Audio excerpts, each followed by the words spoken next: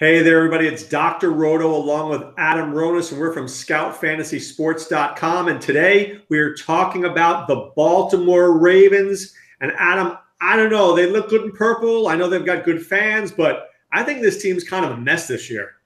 Yeah, they certainly are. And we saw last year, too, at least offensively, they were a disaster as well. We didn't really get much fantasy production from them. And what's amazing about this team is they've been top 11 in pass attempts the last 3 years, yet Joe Flacco has done nothing with it. You know, we always talk about opportunity in fantasy usually leads to production. But in the case of the Ravens in this pass offense, it just hasn't. They've made a lot of changes. The receiving core is made over. So there's a lot of questions here. And at least based on early drafts, not a lot of people are looking at this team for fantasy production. And you can understand why. I may be wrong with my numbers here, but I think he averaged 5.7 yards per pass attempt last season, which is awful. And I think the Ravens are undergoing a transition. I think this is Flacco. I know it's his last year in his contract. I think he will absolutely be gone next year. And I think they will phase in Lamar Jackson, who I really do love for dynasty purposes. But Joe Flacco is on his way out, and I don't know where he's going to end up. Yeah, look, he's getting older. He'll be about 33 and a half by the time the regular season starts. He had the back injury last year, so I think that affected him a little bit early on. He did get better down the stretch, but we know for fantasy, there's just not a high ceiling for him. He's only been a QB1 once in his career. He's definitely trending downward, and clearly Lamar Jackson is the future. I agree. I like him a lot in Dynasty. I think we might even see him this year. A lot's going to depend on how this team does and how Flacco performs, but clearly they're ready to go in a different direction. You know Flacco was not happy with them drafting Lamar Jackson, and Flacco's making a lot of money this year, and he's won a Super Bowl with them. So I think that's part of the reason why he's still there. But there are going to be calls for Lamar Jackson early. If this team gets off to a poor start and Flacco continues to underwhelm and the yards per attempt is low and this offense does nothing, people are going to want to see Lamar Jackson because he's a dynamic quarterback that can run and pass. You may disagree with me, but I really think John Harbaugh is on the hot seat. I think that his job is really in jeopardy. I think when you start with a new quarterback, you go with a new system. And look, I think the world of John Harbaugh. I think he's a really good coach. And look, if he ended up in Cleveland next year, if Hugh Jackson gets fired, I'd be just fine with that. But I think if they're like 2-6, 2-7, you're absolutely right. People are going to be calling for Joe Flacco, calling for Harbaugh, get Lamar Jackson in. If I'm in a best ball draft, I might take Lamar Jackson around 18, 19. Yeah, I have no problem with that. And just depending on how many rounds the draft is too, you know, a 24-round draft, sure. You want to take him as your third. Maybe you decide to take 4 quarterbacks. Absolutely, because you might not see the production early in the year, but Jackson could get in there at a certain point during the season, and he could really help you down the stretch because of his dual threat. We know running quarterbacks get a big boost in fantasy, and Lamar Jackson can do that. All right. My favorite player on the Ravens for fantasy purposes this year is running back Alex Collins. I loved Collins coming out of University of Arkansas. I thought he was a really good running back. Got drafted by Seattle, ended up in a really bad situation where he was like the 4th guy there. You know, gets cut, ends up in Baltimore, and shows a little Irish dancing there. You know, how good he could be. He was very nimble. Biggest problem with Collins, he doesn't really catch the football that well, but I just saw him go in the 3rd round of a recent online championship draft. Yeah, and I saw him go in the 2nd round of a draft. To me, that's still a little too early. I agree with you. I loved watching him last year. I thought he ran really hard. They should have probably went to him a little bit earlier. There were weeks we had 9 for 82. It took them a while to get going and beat him. He had almost 20 touches per game from week 8 on. You're right, though. That's the only problem. We play mostly PPR formats. The Fantasy Football World Championships are PPR formats, so that lowers him just a little bit. Now, they started to involve him in the passing game a little bit more down the stretch. They still have Buck Allen there and Kenneth Dixon, too, who's a wild card. I know you and I have both liked him a lot. Obviously, last year he had the injury. He's had a few knee injuries now. He had the suspension. There was a report last week saying that you know how reporters project the 53-man roster, and they didn't have Kenneth Dixon on it. I don't buy that. Now, obviously, time will tell in training camp. So I like Collins. The problem is that with running backs getting pushed up, people are taking Collins a little too early. Like the 2nd, 3rd round for me, I can't buy into that right now. I can buy into a 4th round pick, but the problem is the lack of receptions. And there were weeks last year where it was like 0, no targets, 1. I mean, this guy's not getting 4 or 5 targets a game. Maybe he's working on that in the offseason. And if so, I hope so. But with all their new receivers there, I think Joe Flacco is going to have to go there. I don't see Collins getting a lot of receptions. I'll give you 20 on the year. For 20 receptions, he better run for 1,500 yards and 10 touchdowns to be worth a third-round pick. Yeah, you're going to need the touchdowns. You're going to need the yards because 20 receptions is just too low in today's environment with so many running backs catching passes, and we need that in those PPR formats. The good sign is they didn't go out and get a running back. They didn't draft a running back. So that should tell you that they do believe in Collins unless they make a last-minute addition here before the season begins. I like Buck Allen. I think Buck Allen's an interesting player because if something should happen to Collins, Buck could get 15 carries a game, and he's very good as a receiver. I do like Kenneth Dixon. I'm a sucker for Kenneth Dixon. I just think even if he gets cut, he could end up emerging somewhere else. There's a skill set there that's NFL worthy. Yeah, look, we have not seen it, and it's going to suppress his price. I've already taken him in a best ball draft really late. We need to see him produce. We need to see him stay healthy. We need to see him stay out of trouble and avoid these suspensions. But if there's a place for him on this roster and he gets an opportunity, I still believe in this skill set as you do as well. I know we have talked about it on previous shows, and we're both big fans. So far, it hasn't proven correct, but there's still time if he gets the opportunity. All right, I wrote an article on Scout Fantasy Sports today, part of our fantasy football draft kit. I have Michael Crabtree as an absolute overrated player this season, Adam.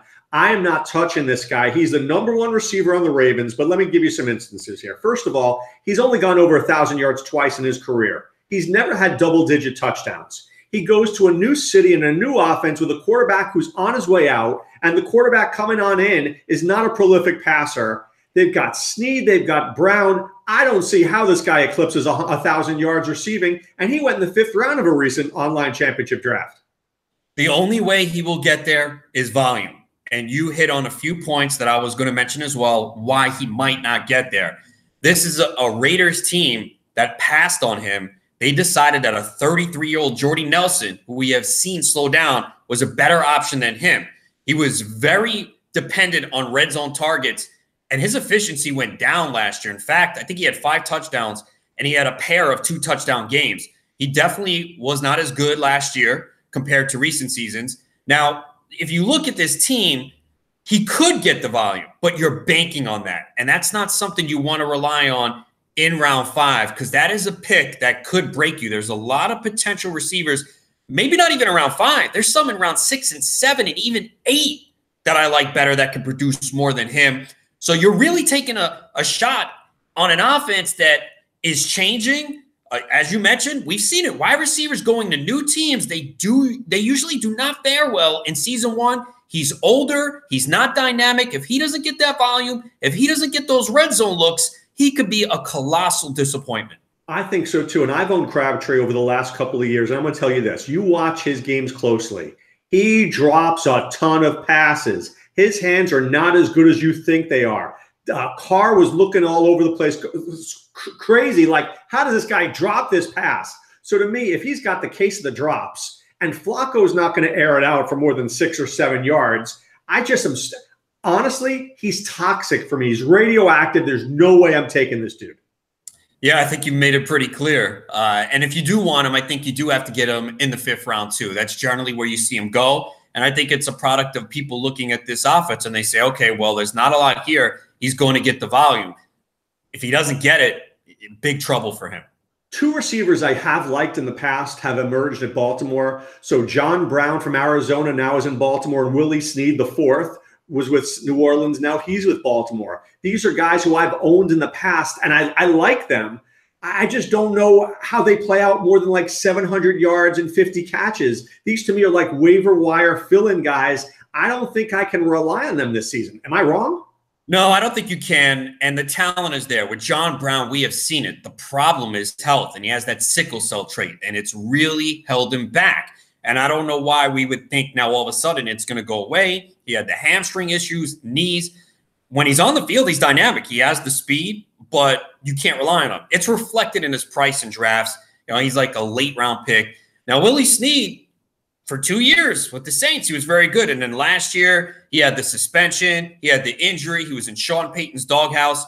Probably play the slot here. So there could be some value because we have seen him produce before. But these are guys that you're going to take in the last couple of rounds.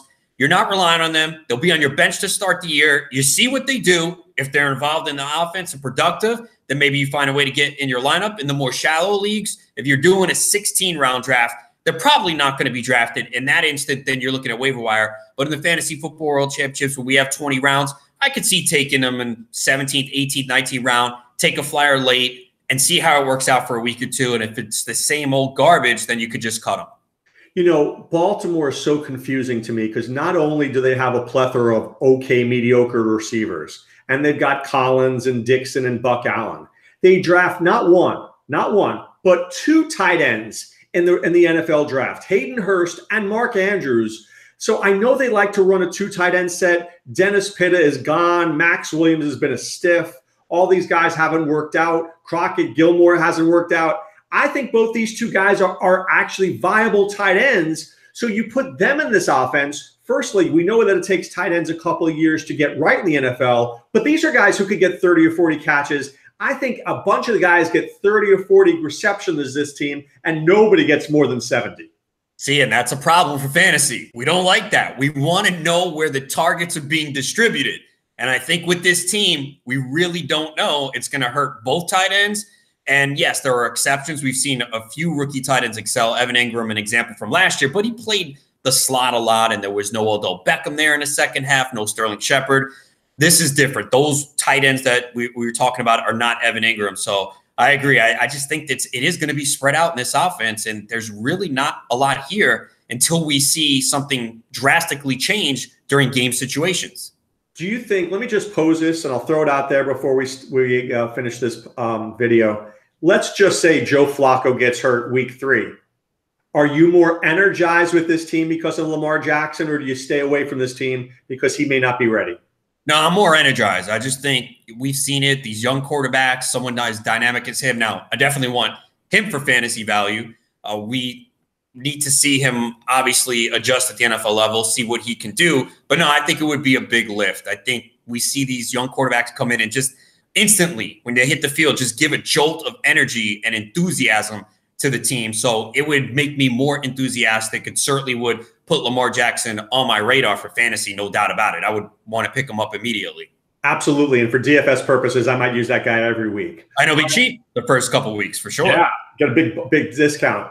All right, guys. So with no more to say, the Baltimore Ravens going to be a tough year. I still like them defensively, but I think on offense, not a lot of fantasy production. But if you want to learn more about the Ravens, check out Sean Childs' detailed team outlook only at scoutfantasysports.com. That's where you can find me, Ronis, and Sean Childs. And of course, when you learn all the information and you want to use it, go to playffwc.com, join our online championship, our best ball drafts, and of course, the Fantasy Football World Championship. All right, this is Dr. Oda along with Adam Ronis saying be well and take care.